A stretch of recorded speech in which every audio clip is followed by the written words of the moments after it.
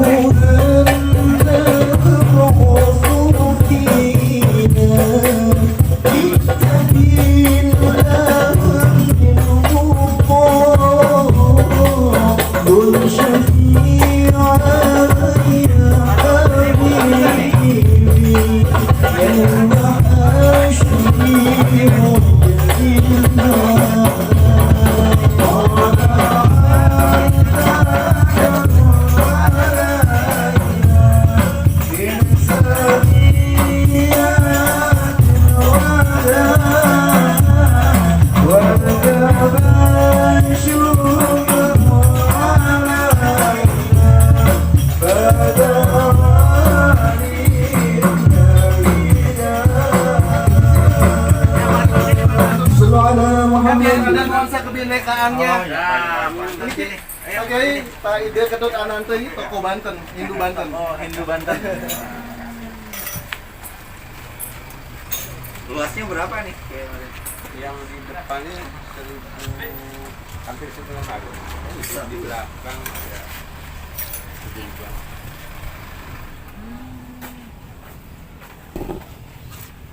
Nanti didoain biar berhektar-hektar.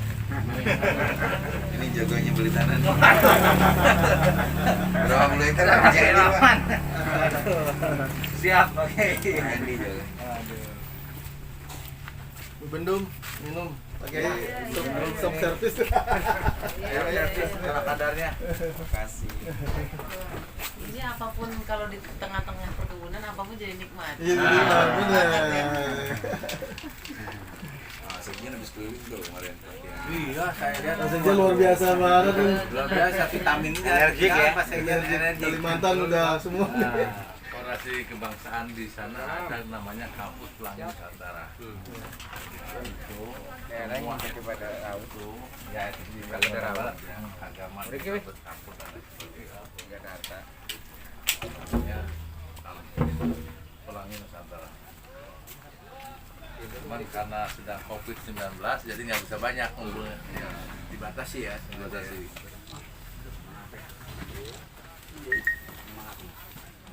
Untuk Pontianak acaranya padat juga ya. Ada 4 kegiatan. Yang pertama adalah Untuk ya, sekretariat. Kemudian di Kampus Pelangi, kemudian orasi ini apa namanya? Silmunas. Yang terakhir santunan ini ke pesantren. Pesantren di sana. Nanti di Bali, Pak. Tanggal 20 Mei.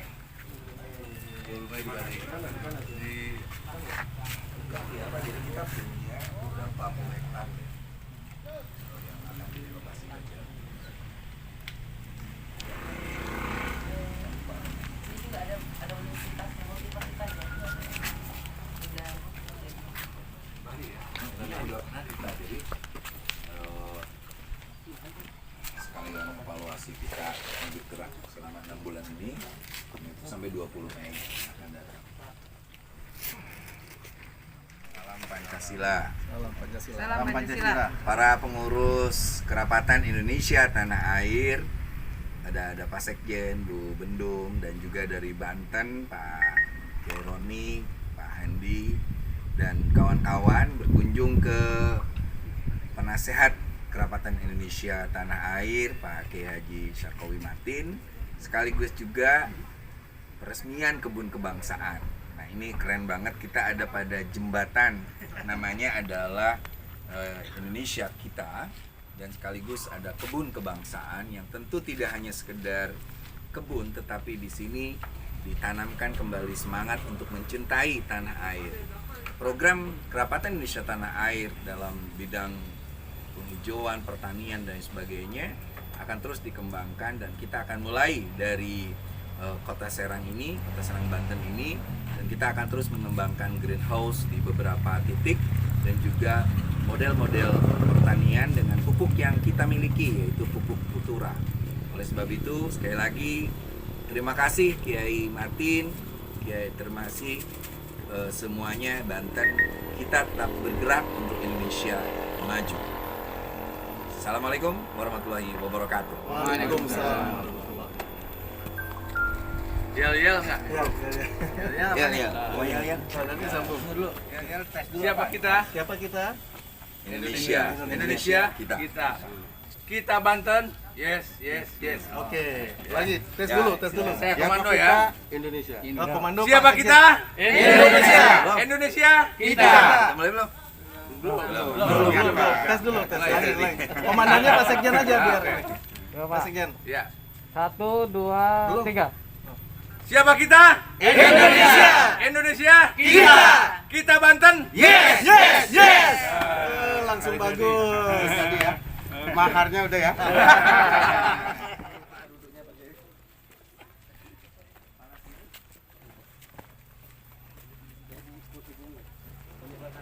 Oh iya.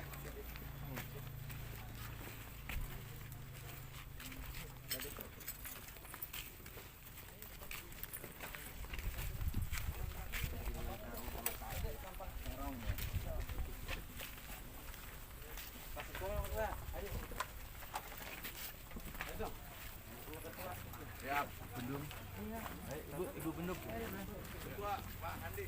Ya, siap.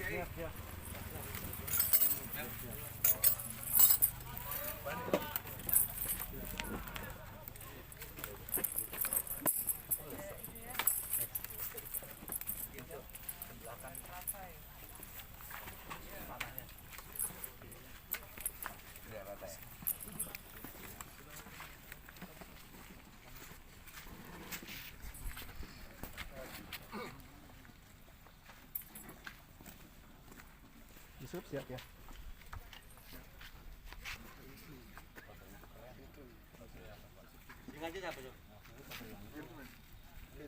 Aja Yusuf ya.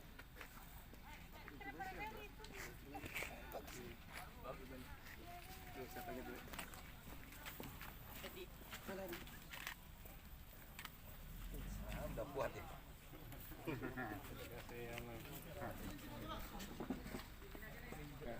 Bapak Kiai Maman Imanul Haq 10 menyanyikan lagu kita Indonesia yang akan dipimpin oleh Ibu Kamelia. Ya, ke-11 penutup, ke-12 ramah tamah. Ya, saya rasa itu ada usulan, boleh musul.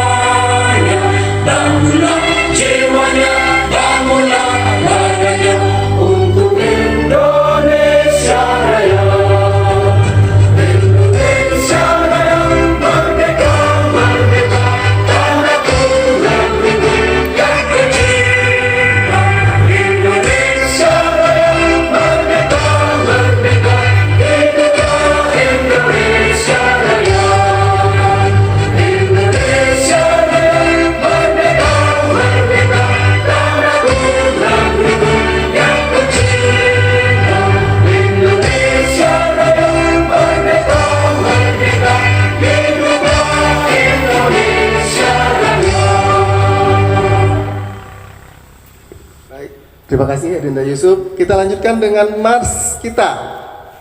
Berdiri aja ya. Barangkali kita ngikutin kalau nggak hafal. Memang belum familiar.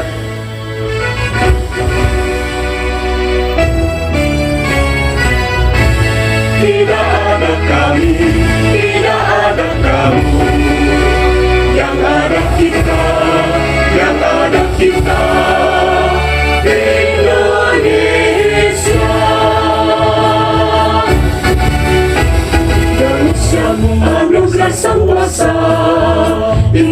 Indonesia tanah pusaka Pancasila dan Bhinneka Tunggal Ika, adil makmur damai sejahtera.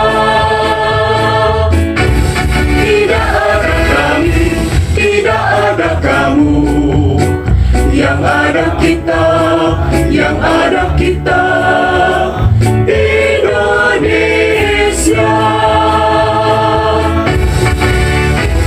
Indonesia, anugerah sang kuasa, Indonesia, tanah pusaka Pancasila dan Bhinneka Tunggal Ika, adil makmur damai sejahtera.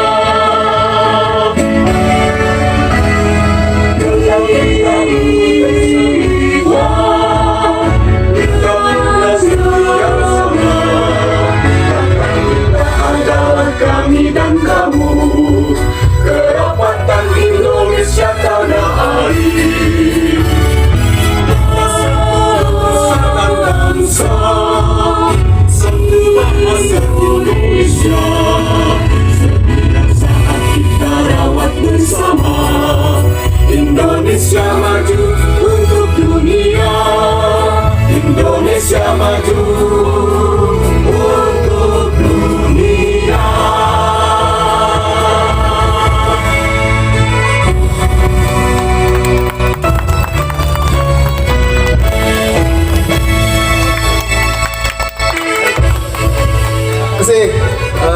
Silakan Bapak Ibu sekalian untuk duduk kembali. Warahmatullahi wabarakatuh. Waalaikumsalam warahmatullahi wabarakatuh. A'udzu billahi minasy syaithanir rajim.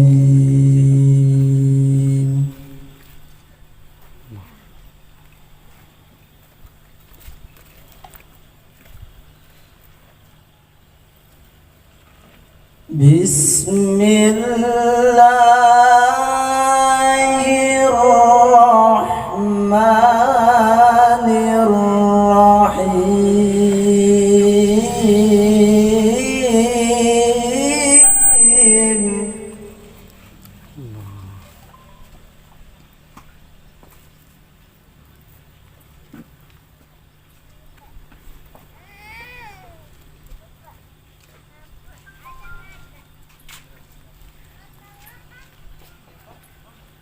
Wa'tasimu bihablillahi jami'an wa la tafarraqu.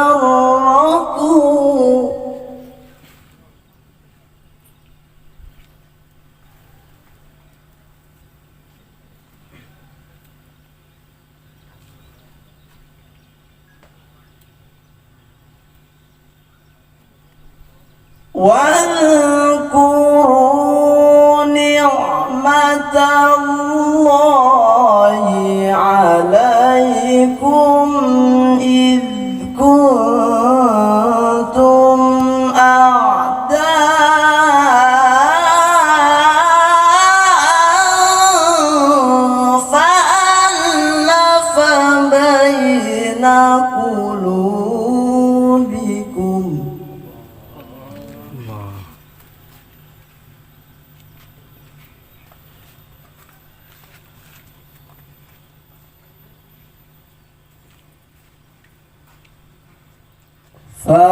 فألف بين قلوبكم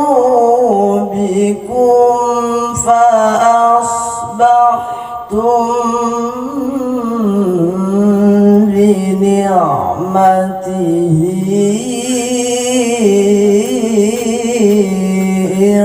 إخوانا.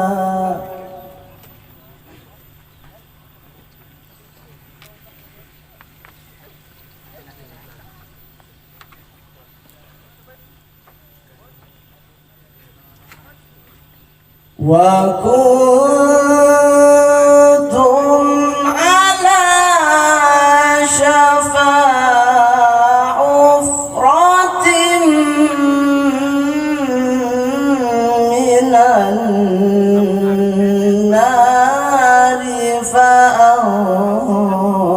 أنقذكم منها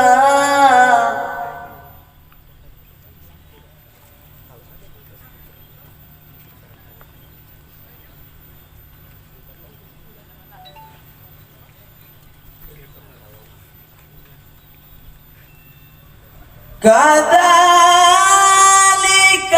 يبين الله لكم آياته لعلكم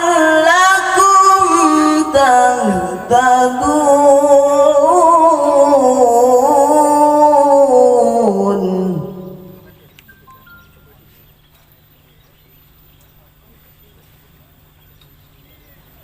كذلك يبين الله لعلكم تهتدون صدق الله العظيم. وآله وأصحابه وذريته وعباده الفاتحة. أعوذ بالله من الشيطان الرجيم. بسم الله الرحمن الرحيم. الحمد لله رب العالمين الرحمن الرحيم مالك يوم الدين. إياك نعبد وإياك نستعين اهدنا الصراط المستقيم صراط الذين أنعمت عليهم غير المغضوب عليهم ولا الضالين. Sultan Hasanuddin Banten Mausuli wa Furihal Fatihah.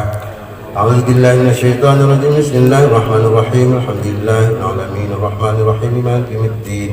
إياك نعبد وإياك نستعين اهدنا الصراط المستقيم صراط الذين أنعمت عليهم غير المغضوب عليهم ولا الضالين. نسألك السلامة والعافية وحسن مقاصدنا وبلغ بجاه سيدنا محمد صلى الله عليه وسلم. الفاتحة. أعوذ بالله من الشيطان الرجيم. بسم الله الرحمن الرحيم الحمد لله رب العالمين الرحمن الرحيم مالك يوم الدين. إياك نعبد وإياك نستعين اهدنا الصراط المستقيم صراط الذين أنعمت عليهم غير المغضوب عليهم ولا الضالين.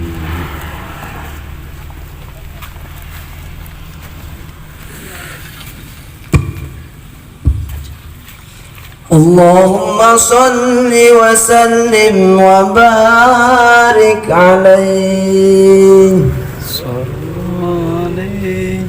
فلما آن أوان مولده الكريم وحان مقدمه الشريف العظيم صاح شاوش الإشارة بالبشارة لأهل الأرض أجمعين وما أرسلناك إلا رحمة للعالمين. فعند ذلك حفت بأمه آمنة الملائكة الأبرار تحجبها بأجنحتها عن أعين الأغيار فوقف عن يمينها سيدنا ميكائيل وبين يديها سيدنا جبريل ولهم زجل بالتسبيح والتقديس والتهليل للملك الجليل. سبحان الله الحمد لله ولا إله إلا الله والله أكبر. سبحان الله الحمد لله ولا إله إلا الله والله أكبر. سبحان الله الحمد لله ولا إله إلا الله والله أكبر ولا حول ولا قوة إلا بالله العلي العظيم. وأقبلت الحور العين إلى أمه آمنة الكريمة تبشرها بأنها من جميع المخاوف آمنة وتنوب عن القوابل البشرية بالسعادة الأبدية والغرة القمرية والطلحة المحمدية. أخذها المخاض ولم تصبها آلامه فولدت النبي صلى الله عليه وسلم كأنه البدر في تمامه. صلى الله على محمد صلى الله عليه وسلم. صلى الله على محمد صلى الله عليه وسلم. يا نبي سلام عليك، يا رسول سلام عليك، يا حبيب سلام عليك، صلوات الله عليك. يا نبي سلام عليك، يا رسول سلام عليك، يا حبيب سلام عليك، صلوات الله عليك. اشرق البدر علينا فاصطفت منه النور. اشرق البدر علينا فاختفت منه النور. مثل حسنك برهنا يا رايا سرور. الله يا نبي سلام عليك، يا رسول سلام عليك، يا حبيب سلام عليك، صلوات الله عليك. أنت شمس أنت بدر أنور فوق نوري. أنت إكسير وغادي، أنت مصباح صدوري. يا نبي سلام عليك، يا رسول سلام عليك، يا حبيب سلام عليك، صلوات الله عليك. مرحبا مرحبا يا نور عيني، مرحبا مرحبا يا الحسين، مرحبا مرحبا يا نور عيني، مرحبا مرحبا يا الحسين، مرحبا يا نور عيني، مرحبا مرحبا مرحبا يا الحسين. الله مرحبا مرحبا مرحبا يا نور العين، مرحبا مرحبا مرحبا يا الحسين. مرحبا مرحبا يا حبيبي يا محمد، مرحبا مرحبا يا عروس الرفيق عيني، ومرحبا مرحبا مرحبا يا نور العين، مرحبا مرحبا مرحبا يا الحسين. الله مرحبا مرحبا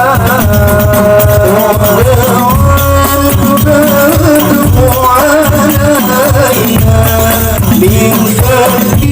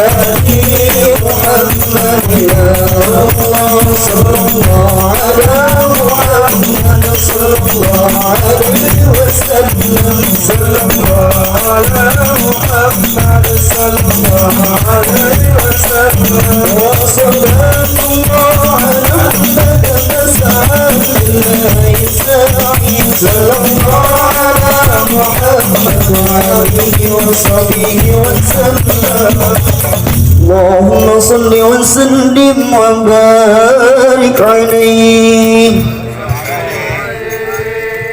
Tausiahnya Pak Kiai Martin, kita juga semangatnya tumbuh gitu loh. Oke. Assalamualaikum warahmatullahi wabarakatuh. Salam sejahtera untuk kita semua, dan saya sangat bangga hari ini bisa berdiri di sini di tempat kebun kebangsaannya kita bersama, kita Banten. Wah, setuju ya Pak Kiai Martin ya, kita Banten. Oke. Jadi ya pertama tentunya terima kasih atas kedatangan yang terhormat yang kita banggakan Pak Kiai Haji Maman Imanul Haq, sahabat sekaligus juga guru saya juga nih. Saya banyak dinasihati oleh beliau, walaupun saya umurnya lebih tua nih. Dan juga terima kasih Pak Sekjen yang saya hormati, Ibu Bendum, Bu Kamelia yang saya hormati. Tentunya kita bangga lah, semua kumpul, kita bisa dengan kesederhanaan, dengan keadaan seperti ini kita sangat bersyukur. Kita pertama-tama dalam keadaan yang sehat walafiat, itu paling penting. Dan tentunya kita juga ya selamat datang kepada bapak-bapak dari Polsek Walantaka ya Pak, monggo Pak, silakan Pak ya.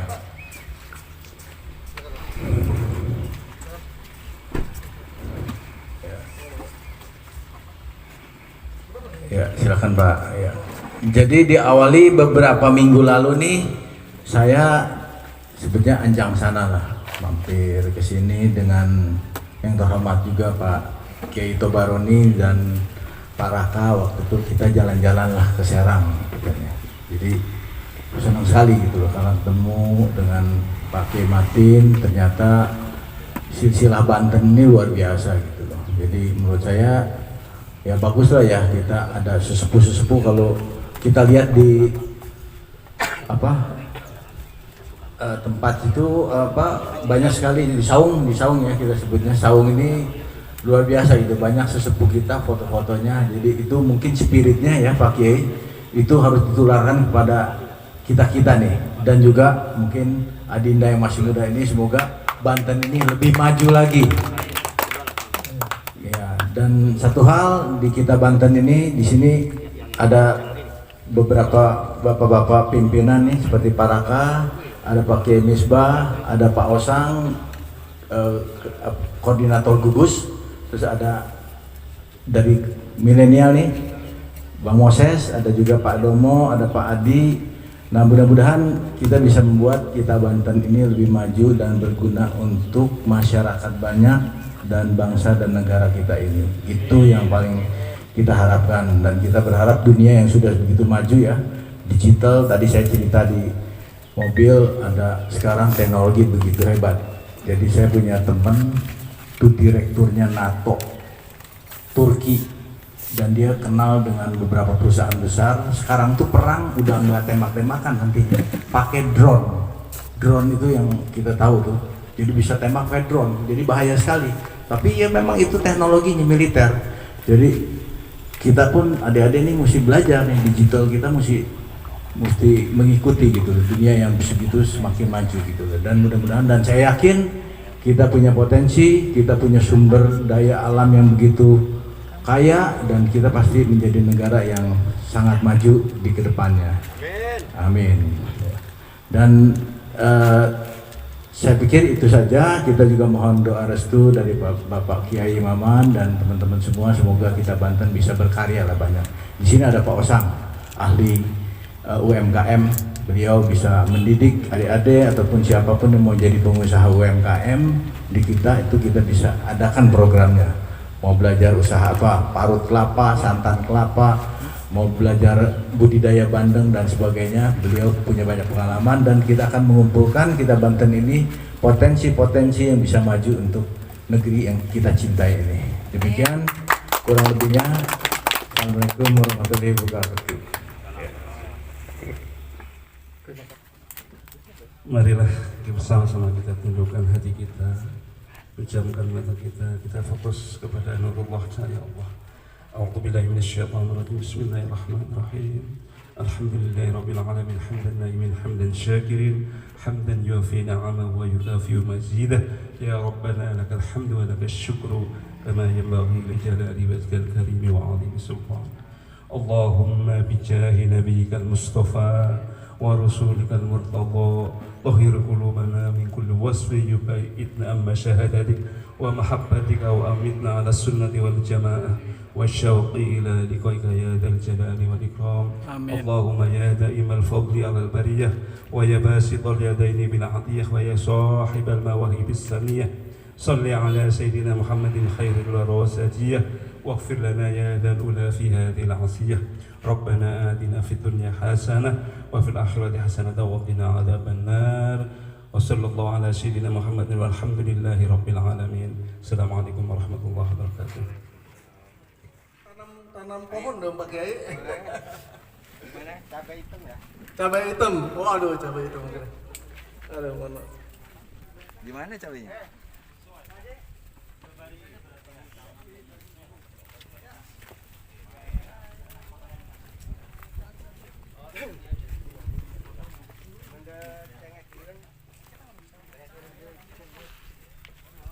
Ini cengeknya nih. Dan salam sejahtera bagi kita semua. Yang saya hormati dan yang saya banggakan, saya muliakan juga Kiai Maman, guru saya, termasuk sahabat saya, dan pokoknya serba saya lah.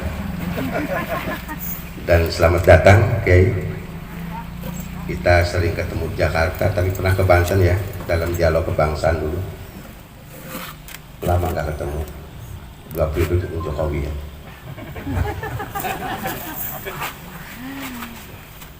Ketua kita Banten yang juga saya hormati, yang saya muliakan dengan seluruh jajarannya dari kita pusat juga.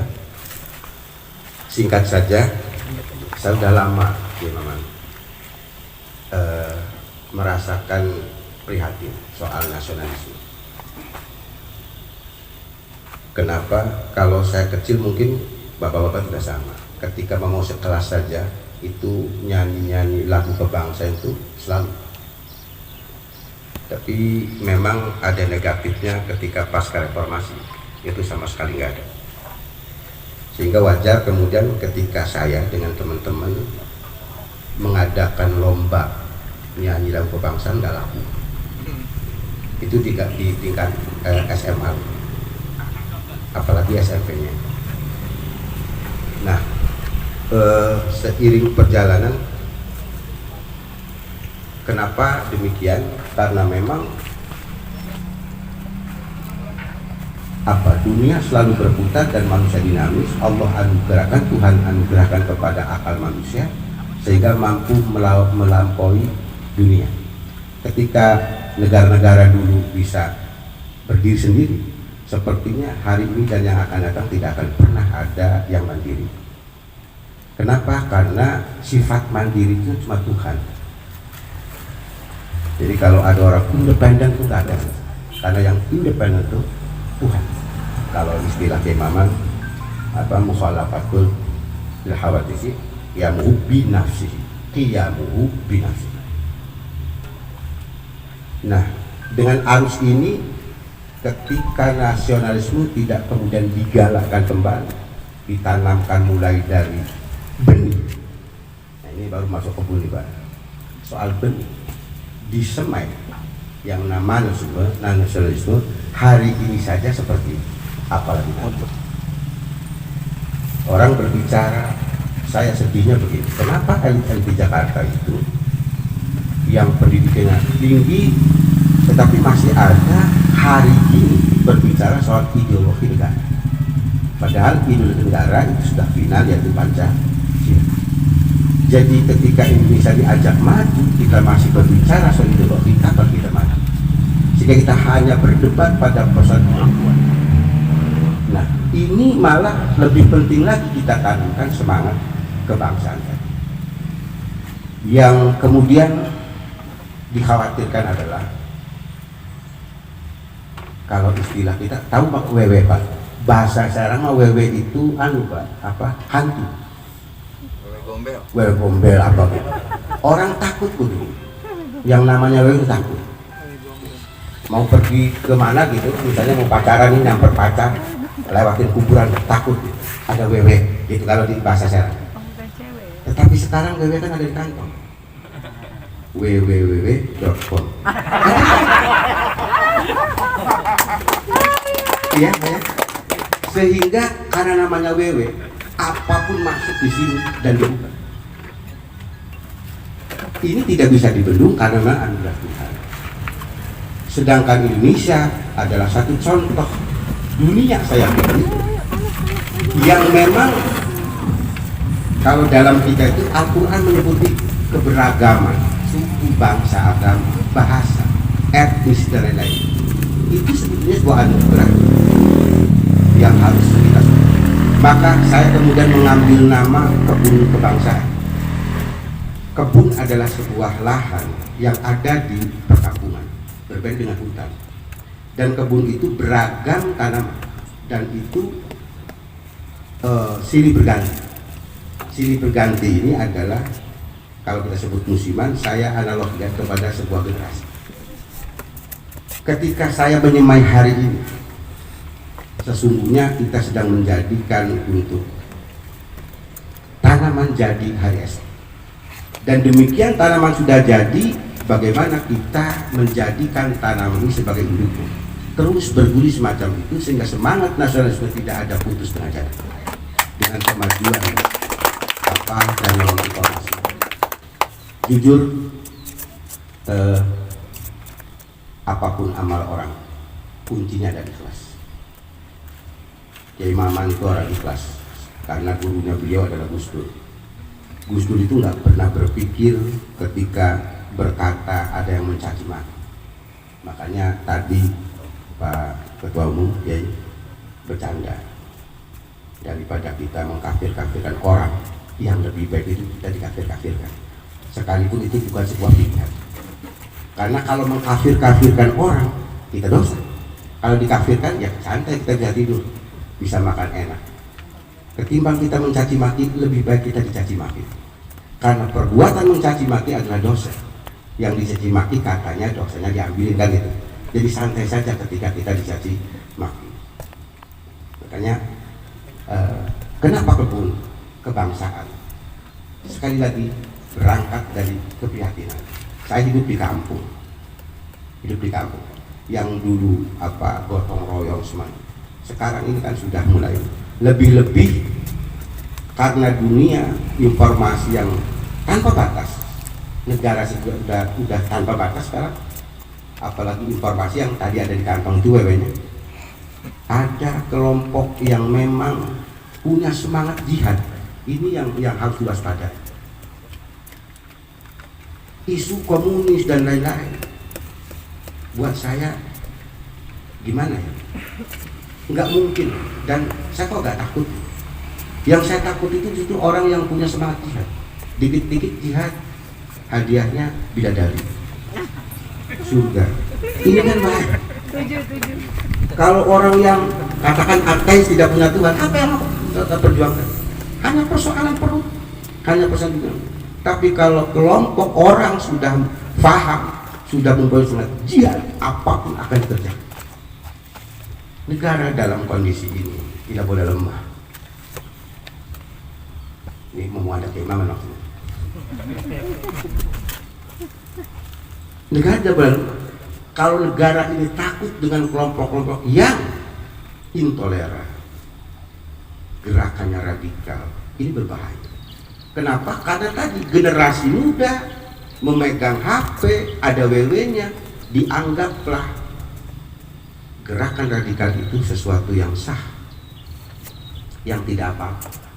Karena pada dasarnya generasi muda itu meniru. Oh itu juga nggak ditangkap kok.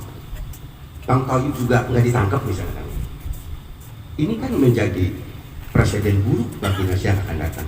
Maka kebun kebangsaan ini kita akan memperkenalkan mulai dari usia yang paling dini. Bukan hanya sekolah-sekolah formal semacam itu, tapi kita ajak bagaimana mengenali Bumi Pertiwi. Sebab Bumi Pertiwi bagi kami adalah orang tua, kedudukannya sama dengan kedudukan orang tua. Jadi kata dulu saya, kewajiban berbuat baik kepada orang tua itu harus kita tanamkan. Kenapa? Siapakah orang tua itu? Birrul walidain istilah Kiai Tabarani. Birrul walidain itu ada dua pengertian. Pertama, makna hakiki. Siapa ibu bapak kita itu? Adalah yang melahirkan kita, yang membesarkan kita. Lalu ada makna majazi, yaitu siapa? Negara. Karena negara juga sama ikut membesarkan, melahirkan dan membesarkan. Tanpa Indonesia aman, wallahu a'lam, mungkin bapak dan ibu kita tidak ketemu, jadi nggak ada saya. Tapi karena di negeri ini aman, nyaman, lahirlah bapak, lahirlah Kiai Maman, lahirlah kita semua. Akhirnya kita harus menjadi Indonesia dan kita memang Indonesia. Itu saja Kiai Maman. Sekelumit soal kenapa saya namakan kebun kebangsaan. Karena kita ingin menyemai, kemudian menjadikan itu sebuah tanaman yang siap dipanen, lalu membuat benih, kemudian terus disemai dan terus sampai Indonesia ada ila yaumil qiyamah. Terima kasih. Kurang lebihnya mohon maaf. Wallahul muwaffiq ila thoriq. Assalamualaikum warahmatullahi wabarakatuh. Terima kasih Pak Kiai Matin. Selanjutnya adalah peresmian kebun kebangsaan, dilanjutkan dengan tausiah oleh Ketua Umum. sorry, sambutan dulu, mohon maaf, sambutan ketua kita Banten. Aduh, bahaya ini, bisa bubar acara kalau Pak Kiai, Pak Adi nggak dikasih bicara. Assalamualaikum warahmatullahi wabarakatuh. Alhamdulillah wassalatu wassalamu ala rasulillah Sayyidina Muhammad ibn Abdullah wa alihi washabihi wa ma'alahama ba'd. Salam sejahtera bagi kita semua. Hadratul Walid Ayahanda Pak Kiai Haji Matin Syarqawi bersama seluruh keluarga besar pesantren Al-Fataniyah. Yang saya hormati para pengurus Kerapatan Indonesia Tanah Air, baik dari Jakarta, Pak Sekjen, Pak Aib Zaki yang baru pulang keliling dari Pontianak, dari Riau, Ibu Bendahara dan Ketua Panitia Munas kemarin. Tepuk tangan karena sudah sukses. Jadi kalau kemarin di Bandung kita tanggal 28 Oktober 2020, maka Munas kedua atau Kerapatan Indonesia Nasional kedua akan di Bali tanggal 20 Mei 2021. Yang saya hormati sahabat saya dari Banten, Pak Handi, Kiai Roni Tobroni, Pak Ketut, Pak Gede, Pak Misbah dan kawan-kawan semuanya, aparat pemerintahan, TNI, Polri dan juga sipil. Pertama-tama saya mengaturkan terima kasih anak-anak tercinta tadi membawa kita pada suasana betapa indahnya sebenarnya agama kalau dibawa dengan suara dengan indah. Makanya bahasa fitrah itu sebenarnya maknanya 3. Pertama kebenaran, kedua kebaikan, yang ketiga keindahan. Agama dimanapun harus mengajarkan 3 hal itu. Yang benar tapi tidak disampaikan dengan cara yang baik, itu tidak akan pas. Yang baik disampaikan dengan cara yang tidak indah pun akan sulit. Makanya kebenaran, kebaikan, dan keindahan itulah yang disebut dengan fitrah yang barusan dicontohkan oleh anak-anakku sekalian. Mudah-mudahan semuanya ini menjadi anak-anak yang soleh. Amin.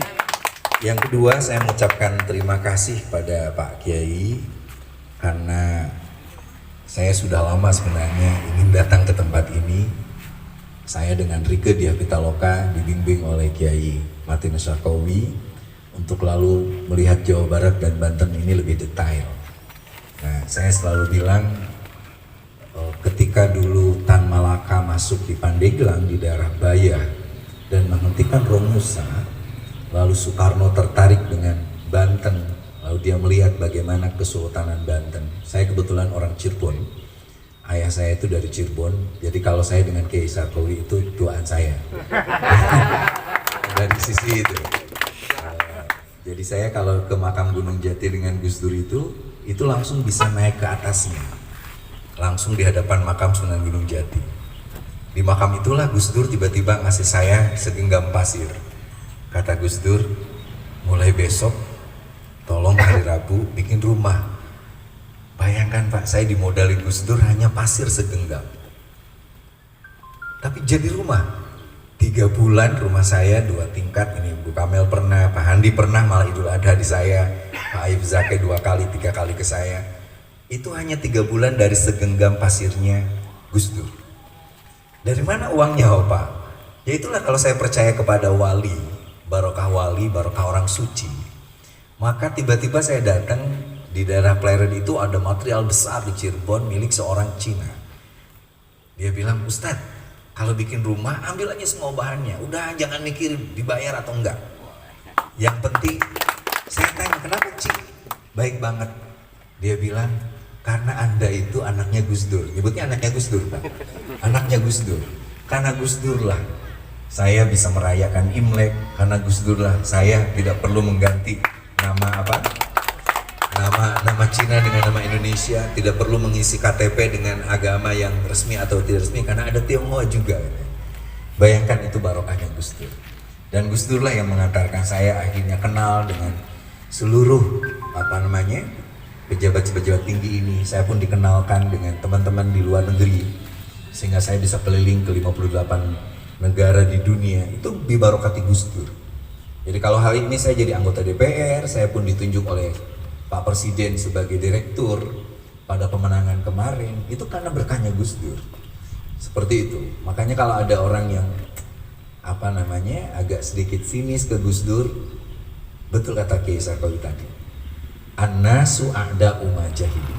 Manusia itu musuh bagi ketidaktahuannya. Jadi kalau kita dibully, dicaci, dimaki, saya pernah dicaci, dimaki, dibully itu waktu ada yang memframing saya di Metro TV. Saya menjadi kiai anak jalanan dari berapa ratus anak jalanan, lalu saya diundang oleh Metro TV pada konteks Kick Andy. Lalu tiba-tiba ada orang memframing. Nah itu bahasa paling parah tuh memframing. Kitanya nggak ngucapin tapi sudah di framing gitu. Di framing seperti itu. Dan di Jakarta memframing itu bagian dari secara eksistensi.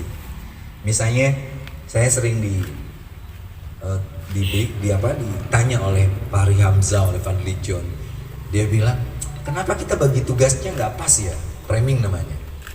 Kang Maman tuh pasti di mata publik orangnya adem, tenang. Kalau debat nggak tunjuk-tunjuk, nggak caci orang. Sedangkan saya, kata Fahri Hamzah dan Fadli John, bagian yang antagonis.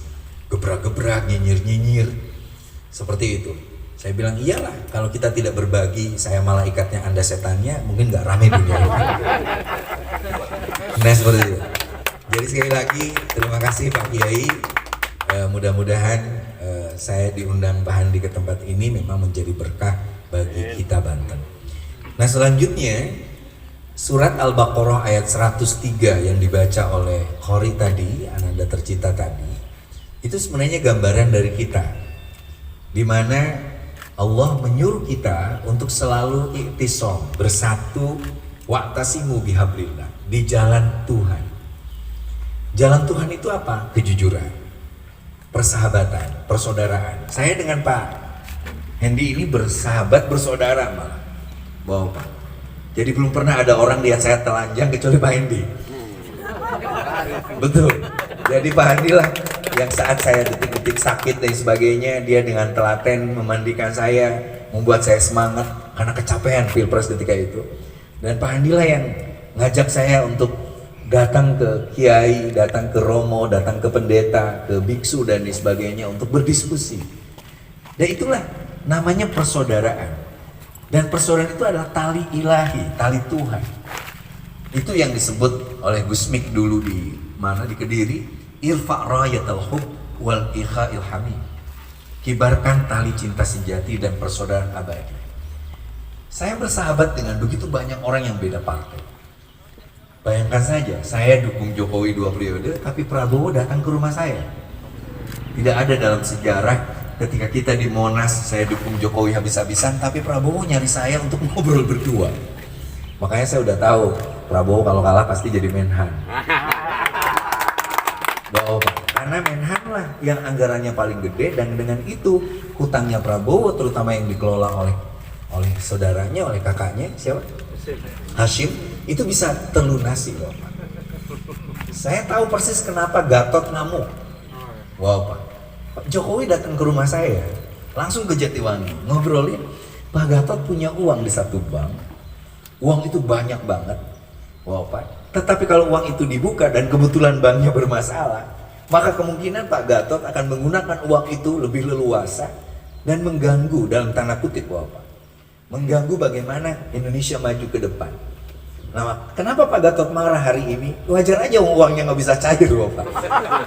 Pak Ayam Zaki ini Bapak tidak pernah marah apapun kecuali kalau ternyata tagihan dia nggak dibayar. Marah terus tus dan lain sebagainya. Nah jadi saya senyum aja waktu kita debat dan lain sebagainya. Saya tidak pernah sekalipun misalnya mengatakan bahwa kita ini berhadapan dengan kami. Enggak. Kita ini berhadapan dengan cita Indonesia. Saya ketemu Pangeran Muhammad Salman di Arab Saudi yang melakukan reformasi Arab Saudi habis-habisan. Saya ketemu Emir Uni Emirat Arab yang hari ini menjadikan Uni Emirat Arab itu menjadi kota terbesar di dunia. Saya ketemu orang dengan jangka bahwa kita akan bertarung di PC Indonesia 35 2035. Jadi kalau ada orang yang nyinyir kiri pinggir, emang gue pikirin gitu kan. Keur ngadik-dik. Istilah orang Banten mah lamun urang keur hayang ngising nyapanya. Ditanya ku kumaha ge moal bisa ngajawab. Ngadik-dik beda boga kahayang. Kayak gitu. nggak peduli orang ngirit kanan dan sebagainya disebut sombong, nggak. Yang penting duit datang sampai ke WC, pergi aja dan beres. Seperti itu. Nah, itu pula yang dilakukan oleh Jokowi, Bapak. Jokowi dicaci, dimaki, dihujat.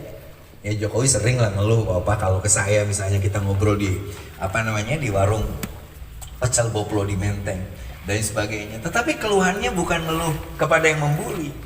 Dia ngeluh hanya sekedar, paham nggak ya bahwa kita ini sedang ngingking untuk menjadi Indonesia maju. Saya bilang, Pak, nggak usah diurusin, yang penting kita terus aja jalan. Buktinya, dalam penanganan COVID-19 kita masuk ke 5 negara terbesar di dunia yang berhasil menghadapi COVID. Tidak ada yang namanya COVID kedua, Bapak, seperti yang terjadi di Belgia misalnya. Saya berkomunikasi dengan banyak orang, saya lihat, tetapi sengaja orang yang nggak suka, percuma juga. Kalau orang udah sekali nggak suka kepada kita, maka terus aja yang ada dari kita dan apa yang keluar itu jelek. Tapi kalau orang mencintai kita, apapun yang jeleknya itu pasti dianggap bagus. Pak F. Jaki pernah jatuh cinta Bapak ke sekretarisnya. Bayangkan. Maka nyanyinya pun nyanyi Oma Irama. Hitam rambutmu tak sehitam arah. Gigi kuningmu tidak sehebat apa? Sekuning emas, bukan gitu. Bukan ya? Salah ya Bu. Nah, intinya apapun, kalau cinta itu Bapak membuat kita. Nah, ini yang diperlihatkan oleh Pak Kiai, bahwa kita mencintai Indonesia. Aneh loh Pak, orang-orang yang tiba-tiba hari ini melakukan Arabisasi, meniru-meniru orang Arab, sebelah mana coba yang ditirunya? Orang Arabnya itu sendiri lagi niru Barat semuanya. Jadi Arab kagum kepada Barat, sementara kita ke Arab. Jadi kalau ada orang yang mengagumi seorang yang dia sendiri kagumnya pada orang lain, itu nggak akan diperhatikan. Betul Bapak. Lihat Bapak, saya kalau umroh setahun 5 kali Bapak, haji tiap tahun. Saya tahu persis di mana perdagangan teman-teman Barat itu dengan cepat, termasuk di jantung kota Mekah yang namanya Hotel Hilton. Paris Hilton, seorang artis dunia, itu bikin hotel persis itu di jantung kota Mekah. Lalu Raja Arab Saudinya bikin yang namanya The Big Bang itu, jam yang besar, yang kita bisa lihat Mekah kecil banget. Saya tidur pasti di sana Bapak. Ada satu kamar di sana yang semalam kita bayar 30 juta. Seperti itu. Tuh bisa sare orang udah mikiran duit no Bapak.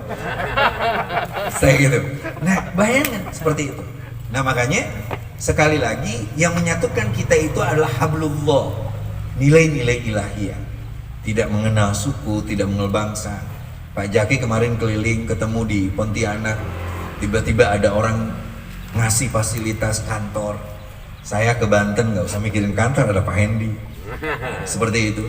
Dan saya minta Banten ini, Banten, Jawa Barat, dan DKI tadi di mobil Pak Sekjen memberitahu saya. Jadi nanti sistemnya Pak Hendi, Banten tetap ada kita Serang, kita Pandeglang, kita Tangerang.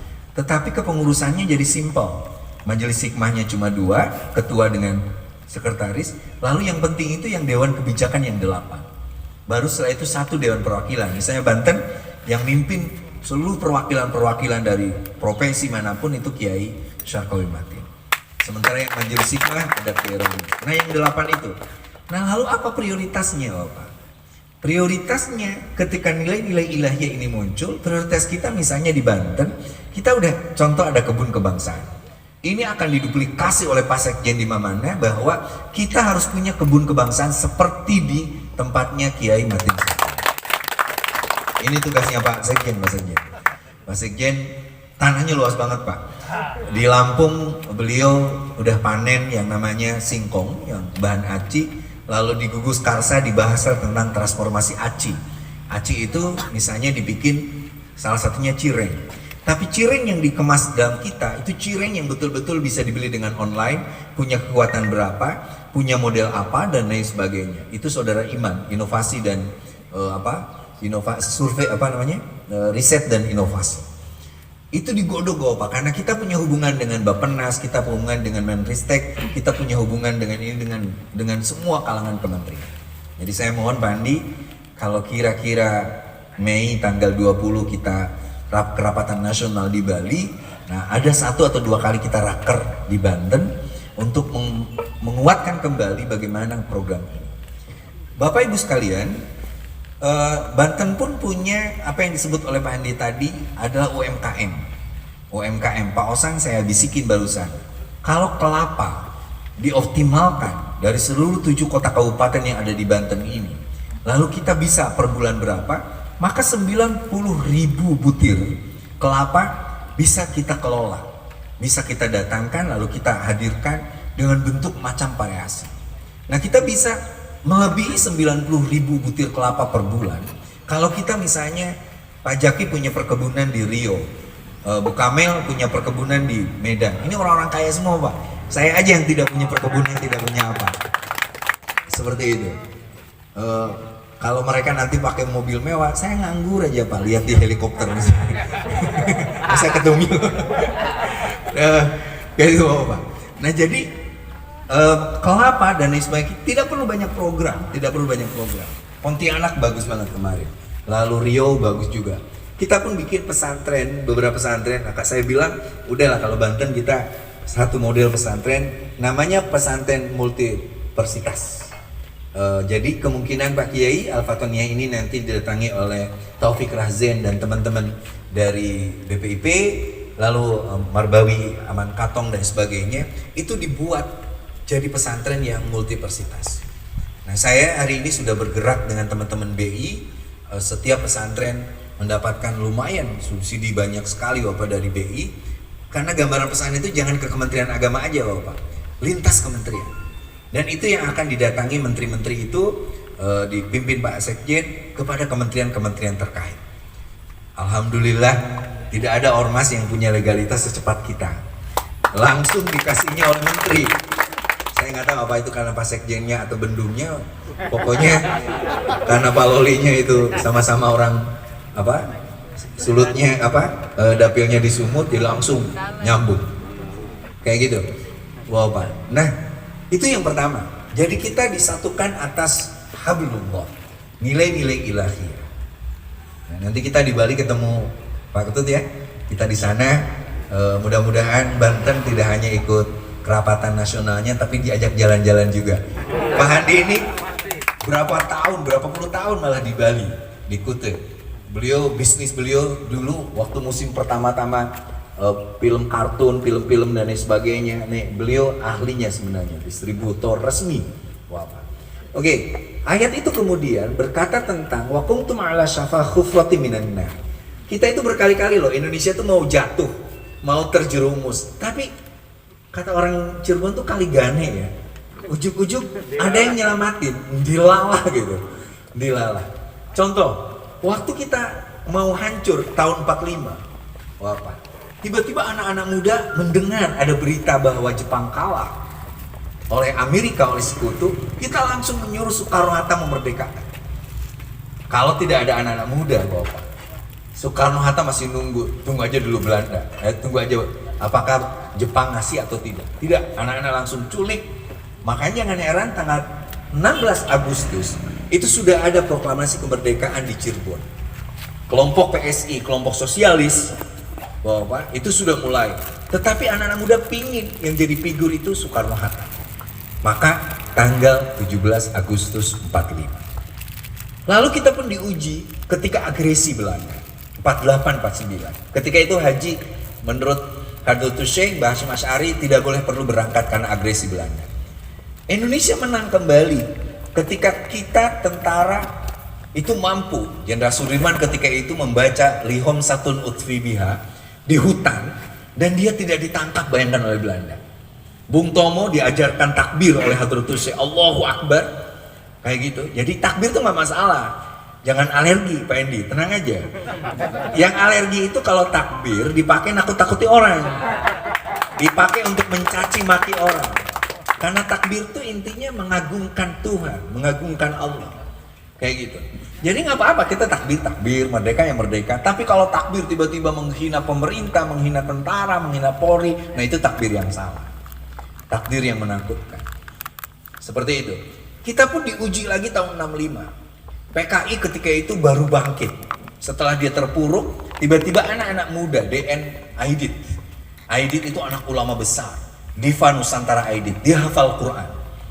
Jadi kalau ada yang menghina PKI tapi nggak hafal Quran kayak Aidit, aneh juga. Aidit itu hafal Quran. Dan Aidit, Aidit dan beberapa temannya itu anak-anak muda yang saya kadang-kadang terpikir, bagaimana tiba-tiba PKI itu bisa mendapatkan 6,7 juta suara setelah dia terpuruk habis-habisan, dan tampil kembali. Sementara Masumi ketika itu yang ada Natsir, ada Parwoto dan sebagainya itu 8,7, NU 7,8. Aneh banget anak-anak muda. Jadi sebenarnya benaknya orang Indonesia, kita ambil hikmahnya aja Pak Sekjen. Kenapa PKI bisa bangkit? Karena PKI bisa ngambil isu kerakyatan, isu tentang pertanian, isu tentang tanah, isu tentang buruh, isu yang itu yang kata tadi Pak Ayep bagus banget ngomong di mobil. Dia bilang kita hadir untuk memenuhi kebutuhan dasar rakyat Indonesia. Oh itu pidatonya Pak Sekjen itu bagus di mobil. Oh. Saya ambil pidatonya, jadi saya yang bagusnya. Oh. Nah, jadi itu yang harus kita ambil, Pak. Kenapa sosialisme itu diterima oleh masyarakat? Hari ini muludannya Karmak ke-200 tahun, Bapak. Diperingati oleh negara-negara sosialisme, Bolivia, Venezuela, Kuba, termasuk mohon maaf Iran. Jadi ketika Joe Biden menang dan Trump kalah, ini jangan nganggap bahwa oke, sekarang sudah tidak ada orang gila. Sebenarnya banyak orang yang ingin Amerika itu dipimpin orang gila. Semakin gila Amerika, semakin cepat mereka terpuruk. Tapi tiba-tiba Amerika masih punya nalar keamerikaannya, Joe Biden yang menang. Wow, Pak. Dengan 290 kemenangan elektoral seperti itu. Tapi ingat, Biden akan tanya soal Papua. Biden akan nanya kembali soal bagaimana penanganan kita terhadap napi-napi politik. Dan itu akan merepotkan kita lumayan. Seperti lebih baik Trump sebenarnya pada konteks itu. Semakin ngawur tetangga kita, semakin jaya kita. Kan seharusnya begitu, Pak. Tapi nggak apa-apa. Nah, tapi Biden tidak akan mengambil jarak kepada Indonesia pada soal terorisme dan sebagainya. Kebencian terhadap Islam akan memudar dan lain sebagainya, Bang. Nah, inilah sebenarnya yang ingin saya katakan. Komunisme tidak akan pernah bangkit kalau keadilan ada. Komunisme tidak akan pernah mendapat tempat kalau kita mampu menanamkan ideologi Pancasila. Makanya kita alih-alih mengikuti Orde Baru untuk 30 September itu sebagai hari G30 SPKI, kita ingat mundur tahun 1960, 5 tahun sebelum 65. 30 September 1960 ada pidatonya Bung Karno pada sidang PBB di New York ke-15. Beliau pidato 1,5 jam tentang ideologi Pancasila. Dan tawaran itu dengan gegap gempita. Soekarno bilang Pancasila ini adalah hasil perasa dari nilai-nilai agama yang diambil oleh para kiai, para ulama semuanya. Dan ini yang disebut dalam Al-Quran sebagai kalimatus shawab. Saya tidak seagama dengan teman-teman saya, tetapi saya sebangsa dengan saudara-saudara saya. Seperti itu.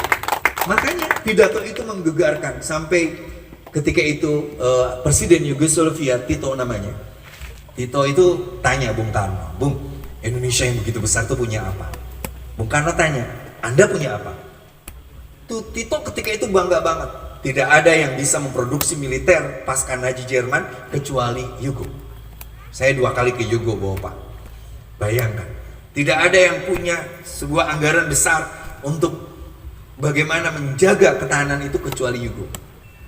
Tetapi Yugoslavia akhirnya innalillahi wa inna ilaihi raji'un. Bosnia, Serbia, dan sebagainya hancur. Maka ketika Bung Karno ditanya, apa yang Anda miliki? Jawabnya sederhana, kita punya Pancasila. Nah, kalimat kita pun muncul di sana. Pidato Soekarno itu bagus banget. Tidak ada kami komunis, tidak ada kami sosialis, tidak ada kami imperialis, tidak ada kami Amerika, tidak ada kami Cina. Saatnya kita sebagai warga dunia. Makanya ada 2, Pak. Pertama, proklamasi bahwa kita adalah satu bangsa, nation state. Yang kedua, deklarasi kedua pada tanggal 30 September 1960 bahwa kita adalah bagian dari negara. Makanya dari dunia. Makanya Mars kita ini isinya adalah Indonesia maju untuk dunia. Tolong yang ciptakan lagu itu saya bukan. Jadi samanya karena yang nyanyi hebat Bu Kamel nanti yang ini. Tapi idenya dari Bu Kamel. Oke, Bapak sekalian, lalu kita pun berhadapan dengan reformasi. Bayangkan, ketika itu kita takut banget ngomong seperti ini. Ayah saya dulu, wow Pak, kalau mau ceramah, ayah saya tuh kan, kalau pidato keren banget. Itu kalau mau ceramah lapor dulu ke Koramil. Nanti kalau salah keceletot ngomong Soeharto, panggil. Pernah kakinya dijepit sama kursi. Wow Pak, semua orang harus bongkar. Takut banget, sampai semua harus kuning. Makanya ada bupati lucu di tempat saya, perempuan, adiknya Yogi S. Mehmet, mantan Mendagri. Dia datang ke saya waktu pas reformasi. Dia bilang, "Kiai Mamat, bagaimanapun reformasi itu membuat kita harus berubah." Oh ya Bu, ya saya sudah tidak mewajibkan penteng kuning, pagar kuning, enggak. Saya sudah ganti semuanya, pakai setengah kuning, setengah merah. Jadi agak merah marun lah gitu. Oh ya, termasuk apa Bu? Selender, alat-alat berat yang pakai jalan, semua saya cat dengan cat warna merah. Saya bilang, Bu, reformasi, kuning boleh kita buang. Tapi kalau alat berat itu seluruh dunia memang harus kuning. Saking takutnya dengan kuning Bapak, sampai di Majalengka itu lampu-lampu lalu lintas merah, kuning, hijau aja, kuningnya dibuang. Maka reformasi akhirnya melahirkan. Ini ada istilah orang Banten. Nggak tahu, Opa Jaki orang Sukabumi, dia bisa paham. Ibarat mijahkeun lauk. Nah, ibarat mijahkeun lauk. Loba lauk buruk milu mijah. Reformasi itu, ini karena ada kolam, kenapa saya berdiri di sini. Jadi kita bersihkan kolam ini, lalu kita ingin ikan-ikan yang baru, ikan-ikan yang seger. Sementara yang dulu korup, sementara dulu yang sok KKN, merasa paling kaya, merasa keturunannya Soeharto dan lain sebagainya misalnya, ibu-ibu kita bersihkan. Tiba-tiba loba lauk buruk milu mijah. Ternyata antek-antek yang seneng korup, yang seneng KKN, yang seneng ini ikut masuk. Akhirnya loba lauk buruk milu dibalong. Akhirnya kenapa reformasi ini kok diganggu terus, digoyang terus? Gus Dur yang sudah naik, Habibie yang udah oke, tiba-tiba hanya sebentar. Gus Dur yang baru sebentar, Megawati sebentar. Kecuali ketika itu SBY. Jokowi naik, wah terus aja tiap hari ada isu. Ya itu aja Pak, yang bikin yang namanya demokrasi jadi noise, jadi gaduh bukan polis. Apa itu? Orang yang masih suka menginginkan kebesarannya, kekayaannya dengan cara merusak jati diri dan harga diri Indonesia. Kelompok yang melakukan korupsi, radikalisme, KKN dan sebagainya. Makanya saya ingat Gus Dur. Kalau saya tanggal 7 Desember itu kan hari anti korupsi sedunia Pak. Saya sering ikut demo. Lalu Gus Dur tanya, "Kiai, Anda ini punya pesantren besar, Anda ini dikenal kalau ceramah kemana-mana, nggak malu ikut demo?" Saya bilang, "Pak, tapi kan demo saya cuma sekedar ngomong ingat korupsi lah ya." Kayak gitu, nggak ngerusak-rusak Pak. Oke, tiba-tiba Gus Dur cerita Pak. Ini cerita terakhir saya nih dari Gus Dur, menarik. Kata Gus Dur, Indonesia ini tidak akan pernah hancur karena bencana. Karena kita memang ada di dua pertemuan, dua lempengan. Jadi bencana itu ya tinggal nunggu aja Pak. Hari ini Merapi, kemarin Banten batuk-batuk dan lain sebagainya, tsunami kayak gitu terus akan menerus. Saya datang misalnya kemarin di Bandung Pak, naik ke namanya lempengan Punculut di Lembang. Itu kalau goyang aja sedikit, hancur tuh Lembang sampai ke Bandung, ke Dago, ke bawah. Kayak gitu. Jadi biasa aja. Indonesia tidak akan hancur karena berbeda. Karena memang Indonesia berdiri atas keragaman. Jadi ada Pak Hendi, ada Pak Ketut, ada kita, ada Pak Polisi, ada Bu Kamel orang Medan, Pak Jaki, Pak Osang, semuanya. Kayak gitu. Justru indah aja. Kita ini 45 perwakilan di seluruh Indonesia, itu macam-macam dan sangat indah. Apa yang menghancurkan kita? Kata Gus Dur, yang menghancurkan kita dua juga. Satu, kebejadan moral kaum elit karena korupsi. Kayak gitu. Korupsi mewabah di mana-mana. Yang kedua, keputusasaan kaum elit. Nah, makanya kita ini hadir untuk memberikan optimisme kepada bangsa ini. Bahwa yang jadi wirabangsa, nah mungkin nanti Pak Osang akan masuk jadi kandidat wirabangsa. Dari 99 wirabangsa baru dapat 3. 1 Pak Uhud. Siapa Pak Uhud? Ketua partai, ketua fraksi, atau dia LSM yang sering di media? Bukan. Dia yang 40 tahun memijit, merefleksi orang, mengajarkan ilmu refleksi kepada para santri. Dia nyebar kepada seluruh Indonesia. Dan dia punya yang namanya prinsip bahwa kesehatan adalah hak segala bangsa, hak semua orang. Makanya harus dirayakan. Yang kedua Pak Budiman. Saya ini Pak Kiai, ini udah direfleksi seminggu 3 kali oleh Pak Uhud dan timnya. Padahal saya harus mengikuti perawatan sepulang saya dari Mesir pada Januari kemarin, sehingga karena nggak tahu karena DPR mungkin ya.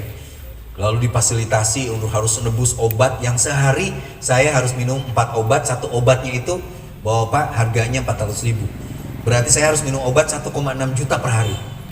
Tiba-tiba datang pajak membawa Pak Uhud. Kata Pak Uhud, buang semua obat. Saya buang Pak. Awas, saya bilang, kalau nanti saya sakit tanggung jawab Pak Uhud. Saya direfleksi Pak Ketua. Direfleksi 30 menit. Tangan dulu, lalu punggung, baru kaki. Udah segitu-gitunya.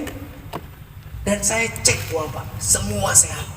Saya gemuk lagi. Itu juga ada. Kenapa? Karena kata Pak Uhud, kalau dokter itu mengintervensi ketahanan tubuh kita, kalau refleksi itu justru memulihkan kembali imunitas dan jaringan tubuh kita. Nah, nanti kalau Pak Kiai di sini ada anak-anaknya yang ahli urut, yang kelihatan bakatnya tukang urut, nanti bisa pesantren 3 bulan di tempat kita di Sukabumi. Saya yang fasilitasi makannya, apanya sebagainya. Nanti sudah pulang balik sini lagi, buka lagi dan sebagainya. Kita udah bikin di beberapa daerah ya Pak ya, di Kalimantan, di Sumatera dan sebagainya. Bapak, Bu sekalian, nah makanya Gus Dur akhirnya cerita tentang ada seorang koruptor meninggal dunia, tapi si mayit itu nggak bisa sidakap, ngacung aja. Akhirnya datang lebeknya, tukang meneruskan mayit deh. Si tangan mayitnya tarik, serot naik dulu, serot naik dulu. Sumping Kiai, wonten apa sih Kiai? Palebe kaya sing bingung ya Allah Kiai. Seumur-umur kula ngurus mayit. Ngebek saniki wonten mayit kok ngelawan. Ayo mayit ngelawan. Kalau zaman Soeharto namanya mayit subversif. Kata Kiai, sampean langkung uning di badan kula. Iki wong lagi uripe apa baik? Iki wong sugih tapi medit. Iki wong pinter. Kalau rapat usul paling banyak, waktu kerja menghilang tak kemana. Ada nggak di kita Banten, Mbak? Oh, kata Kiai ini kita sih gampang mau. Gantang pripun Kiai? Masa kalau ngadusi mayit ikan ngacung pas dikubur kenong. Kata Kiai gampang. Kiai nggak baca doa, nggak baca apa-apa. Dia pegang tangan mayit, dia keluarkan amplop 10.000 tahlilah, ditempelin di tangan mayit, dia krep nutup sendiri. Bayangkan terus mati bedo yang duit. Nah jadi Bapak fa'angqadakum minha itu ketika kita hari ini tiba-tiba ribut. Saya ditanya wartawan kemarin, Habib Rizik mau pulang hari ini loh Pak. Hari ini apakah membahayakan? Enggak kok. Saya senang-senang aja Habib pulang, alhamdulillah. Ceramah di mana? Alhamdulillah. Nggak masalah kok Pak. Indonesia tuh dari dulu ada keseimbangan yang lembut, ada Habib Lutfi bin Yahya, guru saya tercinta. Yang keras dari dulu ada. Yang penting ikut aturan negara aja. Hate speech ya dilaporin ke polisi, kena. Radikal kena. Tenang aja Pak. Jangan nganggap bahwa akan kiamat. NU itu 100 juta, Muhammadiyah itu cuma 20 juta, banyak kan. Itu kelompok moderatnya. Masa kita diam aja ada orang melakukan kekerasan seperti itu? Saya diajak debat oleh teman-teman di kami kemarin waktu awal-awal, ditunjuk-tunjuk. Apakah kita marah? Enggak, biasa aja. Setelah mereka dipenjara hari ini oleh kepolisian, mereka teriak-teriak minta tolong. Kang Maman tolong dong. Loh, saya bilang, ini kan kita lagi menang nih. Jadi biasa-biasa aja Pak. Nah, jadi seperti itu. Nah, alhamdulillah Pak Kiai, program-program yang saya sebutin barusan, saya nunggu Pak Hendi nanti kalau sudah terbentuk dari 7 kota kabupaten itu 2 orang untuk Majelis Hikmah, 8 orang Dewan Kebijakan, dan 1 orang Dewan Perwakilan. Kayak gitu, kita akan raker, nyari program prioritas, nggak usah banyak-banyak. 1 program prioritas. Satu prioritas, nanti saya akan ajak, tunjukin kementeriannya. Saya bisa telepon menteri siapapun, saya bisa minta Istana Presiden menerima kita dan lain sebagainya. Dan itu untuk kebaikan Indonesia yang lebih baik. Sekali lagi, kepada Hadratul Walid Ayahanda Pak Kiai Matin Syarqawi, jazakumullah ahsanal jaza, sehat terus dan sabar membimbing kita semuanya sehingga kita bisa terus memperjuangkan apa yang kita inginkan, yaitu Indonesia yang lebih maju dan berdaulat. Tentu dengan itu anak-anak kita pun akan menikmati hasil dari perjuangan kita semua. Terima kasih. Wallahul muwaffiq wal thariq. Assalamualaikum warahmatullahi wabarakatuh.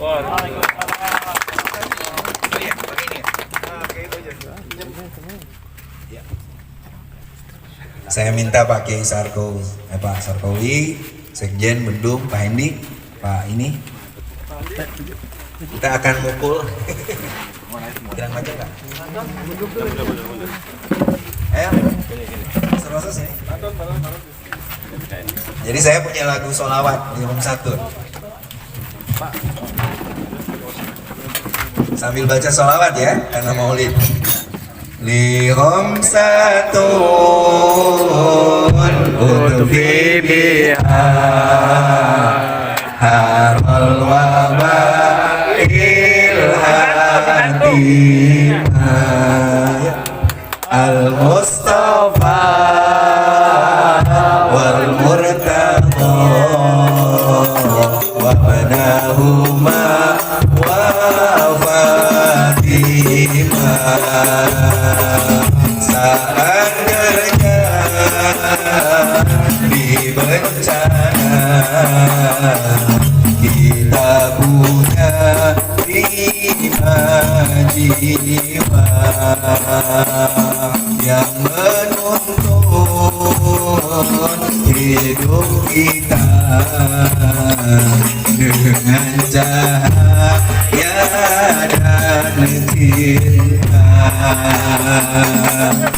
Al-Mustafa Nabi kita, Muhammad kekasih mulia, Al-Murtada Sina Allah, ahli samudranya hikmah, Hasan Hussein cucu Rasul,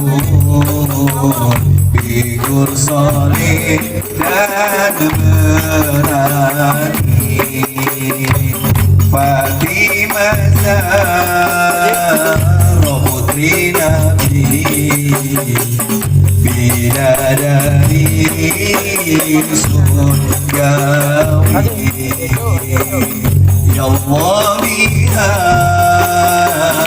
Ya Allah biha, Ya Allah bi husnil khatimah, Ya Allah biha, Ya Allah biha, Ya Allah bi husnil khatimah. Siapa kita? Indonesia kita, Banten. Yes. Assalamualaikum warahmatullahi wabarakatuh. Baik, terima kasih Ketua Umum kita.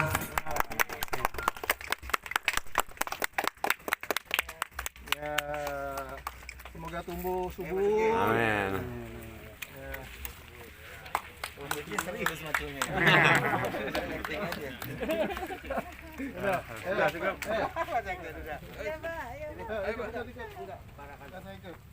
Action, yang penting actionnya.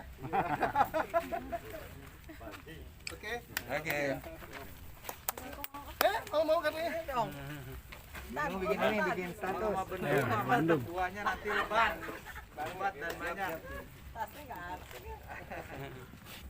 Bikin. Status. Bikin Insta story. Udah dan. Itu ada berapa pesantren ya, Ki? Yang bisa. Pak, ini belum. Jadi nanti kalau saya kan lewat program Al-Ittifaq itu. Ini kerja apa Pak? Gimana putih ini? Berpesantren kumpulin nanti berapa orang yang Harus ini. Jadi nanti dia kursus sama berapa ini di Al-Ittifaq nih. Itu langsung ada Profesor Dadang namanya. Nanti yang apa yang bimbing di saya bagus banget. Ditanam di mana Pak ya? Apa metik apa nanam? Nanam boleh. Nanam. Paculnya mana? Kali lubangnya dulu. Sangkul. Itu masih di Mau di mana? Kita coba ya. Yang lurus mana?